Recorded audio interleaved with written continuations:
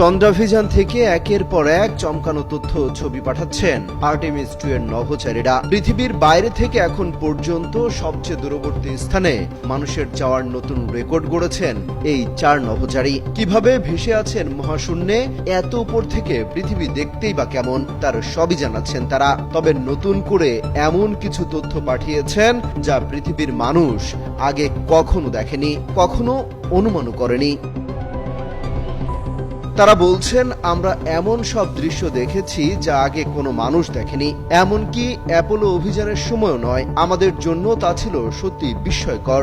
সোমবার গ্রিনিচ মানমন্দিরের সময় বিকেল 3:58 4 নভোচারী চাঁদের পেছনের দিকের জায়গাটিতে পৌঁছান। তখনও তাদের অবস্থান পৃথিবী থেকে তারা প্রায় 4,06,771 কিলোমিটার বা 2,52,700। মার্কিন মহাকাশ গবেষণা সংস্থা নাসা বলছে, এর আগে মহাকাশে এত দূরে কোনো মানুষ যেতে পারেনি।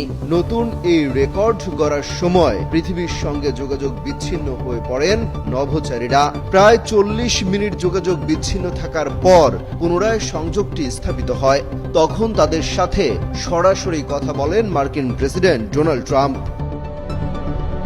আর্টেমিস 2 অভিযানের পাইলট ভিক্টর গ্লোভার পৃথিবীতে থাকা দলদের সদস্যদের বলেছেন, 4 জন মহাকাশচারীরা যা দেখেছেন তা সত্যি ভাষায় প্রকাশ করা কঠিন। তার দাবি, এই পর্যবেক্ষণের কোনো বৈজ্ঞানিক মূল্য নাও থাকতে পারে, কিন্তু আমি সত্যি আনন্দিত যে মানুষ সম্ভবত এখনো এমন কিছু দেখার জন্য বিবর্তিত হয়নি যা আমরা দেখেছি।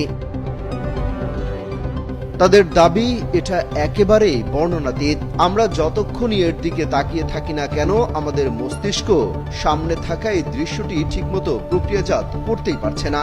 এটি একেবারেই বিস্ময়কর, পরাবাস্তব। এর বর্ণনার জন্য কোনো বিশেষণ যথেষ্ট নয় বলেও জানান তারা। বলেন, এর বর্ণনা করার জন্য বা বোঝানোর মতো কোনো শব্দই নেই। যা দেখেছি তা বর্ণনা করতে হলে নতুন কিছু বিশেষণ তৈরি করতে হবে। গ্লোভার যখন একটি বস্তুকে কমলা রঙের বলে বর্ণনা করছিলেন, তখন মাটিতে থাকা দল জানায় লালচে রঙের সেই বস্তুটি সম্ভবত মঙ্গল গ্রহ।